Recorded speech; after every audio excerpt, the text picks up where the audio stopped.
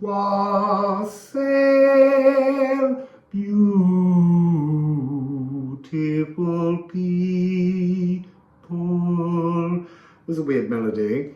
So, interesting verses on the bottom. I've shifted from Spain to Portugal to come and see Olga, and this painting behind me we'll get to in a minute, but it's very important for what we're about to do because there's a quintet of solar happenings and they're really massive, they're really important. Obviously they include the lunar and solar eclipses, but there's also another series of things. So I'm just going to name them all to begin with. No, I'm not. So I'm going to tell you where we were. I took us all to Antequera to see the 3 archaeological dolmens, and they're really important. And while I was there, I wasn't allowed to sing for a change, and but I snuck it in. And I didn't then know what to do and how to edit this, or whether it was a video about the archaeology there, but actually I've been told to use it for these 3 readings here, to do with these 3 conjunctions that happen now, today, right now. There is a conjunction that started at 10:10 GMT Universal Time, and that we're going to use the Dolmen de Menga for, and that is where Saturn is in conjunction with the Sun, or let's say the Sun is in conjunction with Saturn. We'll get onto what that means in a minute. Then there's another dolmen which we will use after we've entered the lunar eclipse tunnel doorway into the Vaticinium, the eclipse tunnel. And then that's followed by a solar conjunction with the North Node in Pisces, Destinies. And then there is a conjunction between the Sun and Neptune, and then we exit the Sun door out of the Vaticinium into a new timeline. And these 5 videos that we're going to make now are to do with that energy. There's probably going to be a sound healing attached to each at the end that I recorded sort of inside the tunnels, but it's interesting, there is no sound healing in the middle one. So let's just see what comes when we get to that video. So the dates we're looking at are today, which is obviously the 12th of March at 10:10 a.m. GMT. We had this, the Sun moved into conjunction, exact conjunction with Saturn. And this is to do with identifying what restricts you. So there's a 1010 angel number here, aligning your soul path with love, money, and galactic inheritance. But there, I also drew some cards to get an idea of where the energy might like to sit before we go in. And it's to do with tuning in, or turning inwards to tune in to a new flow, to create a new personal Yggdrasil philosophy. So it's a preparation for a new growth as we pass through this eclipse tunnel. And there's something to do with releasing the old path to build a new path. Now, this is the most amazing painting, and part of why I couldn't find the space and the place to do the readings was because this wanted to be part of it, clearly, and until I got here, it couldn't happen. This is very much 5 of Wands energy. You can see the 5 wands, and they are pieces of actual bark sitting on the painting, but also you can see this wonderful Gununga gap. It's as if the bars of the prison of the new timeline are being released, but we have to remove each of the 5 wands in order for us to get there.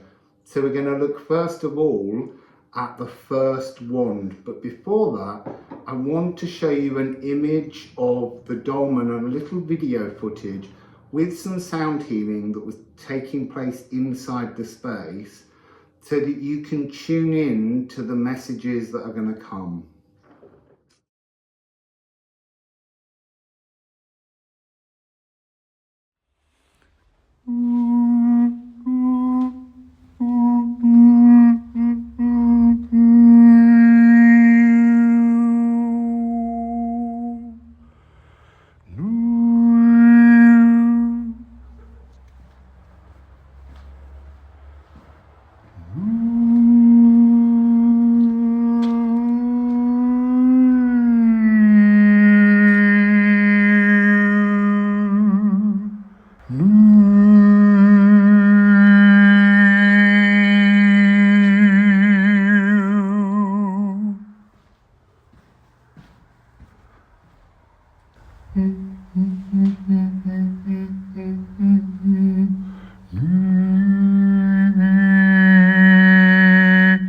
And sometimes you have to change the shape of the sound.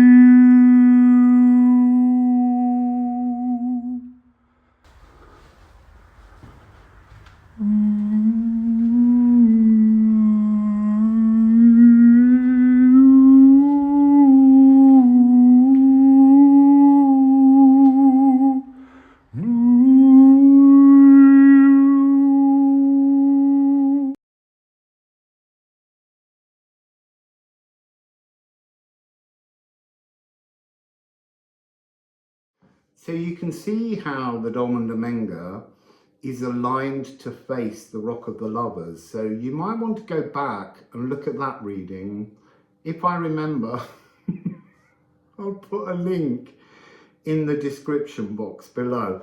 But let's just go into this frequency and see today what we're supposed to be doing. We're meant to be somehow identifying philosophical blockages and inflexibilities so that we can transform them. If you want to step on a new timeline, you can't be the same person, you can't think the same way, you can't feel the same way. So today is about preparing, transforming possible blockages. So let's see what the Liffruma Healing Oracle has to say as we open this energy. Liffruma, Saturn and the Sun.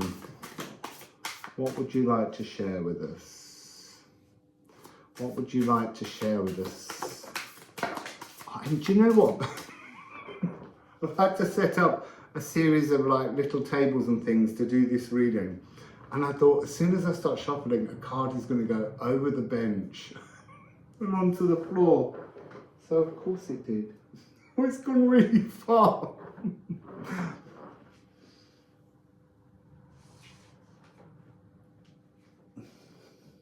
I didn't want you to see that my pants don't match my shirt. So we're beginning with Hod, the blind god. This is really about the energy of night, what we punish ourselves with, how we troll ourselves, that inner trolling energy, the things we keep repeating to make ourselves feel stuck and a bit miserable on the old path. So Hod is to be hooded and things to be unseen. Look, there's a whole world of difference that can be explored, but we have to work out how to remove the first of the 5 wands. How magical. And I have another one here, Björk. This one came out when I was doing a preparation reading. So this is about a new home. Oh my goodness, it's a 9-9 energy. It's the truth of alchemy. So this is how the alchemy begins. 9-9 is Mary the Jewess, Mary the alchemist. So this is the energy of preparing to alchemize something completely new. Oh, there's another one. It's the most, I knew this one would come to. Look, there's the very painting that Olga made. The Gununga Gap, the beginning of all new things. Here is, and it's in the same color, Olga. Sorry. It's really like the color of it the... It is, it's crazy. So there's a beautiful thing, people.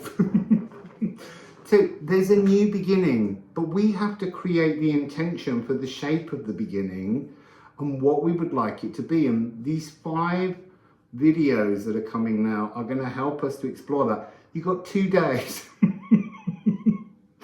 because the Saturn and Sun conjunction is now. It's right now. So you've got 2 days before we enter the lunar eclipse door, and then we'll be moving through. So have a good think now about the things that I want to say. There are things that will surprise you that you're inflexible about. I mean, I recently discovered one in myself that I'm transforming, and it's making a huge difference because it's returning me to a flexibility that I'd lost with a rigidity and a kind of virtue signaling frequency that I just got used to waving the flags of. So, got the Musical Alchemy of Astrology deck now. We've got a single card that's flown out. It is, oh no, there's two. So we've got the Crocus of Venus. This is part of the energy of the Mother Phallus. So, what is the Mother Phallus? It's on the Vesta card, and it's to do with divine intention. It's to do with how it's almost like your divine intention has to penetrate the world. Now, when we talk about a kind of divine feminine energy, we often talk of yin and yang and about the feminine energy being in receivership. This is about the feminine energy penetrating the physical world. Get your head around that. The feminine energy penetrating the masculinity of the physical world, the actioning, the intention behind the actioning must be planted. So this is where you're beginning to review what it is you would like in your new timeline. And then we have South Node, your personal grimoire. This is a chance to upgrade your gifts, because we're working right now in Pisces, which is where the North Node is. So bring your gifts, bring your intentions, bring your new psychic cartography that you're going to map into your pathway. Mapping the journey forwards, mapping the journey forwards. This is shifting between ancestral and personal magic, but you need flexibility, because there are many inflexible frequencies that we have that are part of our ancestral coding. It's got to go. It's got to be left behind. So let's just see what else there is. Look, Moon. So we're heading towards the lunar eclipse. And bear in mind, it's a total lunar eclipse. So this is about being self-reflective. The Five of Wands is about the inner war that we wage on ourselves. So this is about trying to identify the restrictions and what they actually do to your true feelings. So it's removing the veil, and this is coming across the South Node, your personal grimoire, as kind of like a sticky interface that stops you seeing the truth of your divine intentions. So that has to be removed so that you can look into the emotional cosmic mirror and redesign it, rehang it, change the frame, change the image inside, change the emotional language and the thought process. So just a couple more cards from each deck. So look, Raid and Thorn. Thorn. So Raid and Thorn has got this energy of the journey into the gateway. So I'm sure it will come up more in the next one, but what you will need to keep and have an awareness of is that energy that's been coming through the readings recently, which is to do with this notion of who is your emotional moon door superhero and what are the powers that what do I want to say, that manifestation, that materialization, that personification of your emotional intelligence. What is its true character? And then let's just get one or two more from the other deck. I want to keep these short because I always want to keep things short and I'm so unable to do it. So look, Psyche, seeking the soul's home. This is about tuning in to your soul's true tune. We have to do this now because there's so much new frequency coming through that it's really important that we understand that we have to have some kind of like a self-acceptance of the choices that we make in life. And allow love's breath. That's coming up definitely in one of the later readings. It's really important, but trying to keep them all separate so that you can focus on one thing. So appreciate the human frailties that you sense within the restrictions and allow them to be a growth point. See frailty as an opportunity to grow stronger.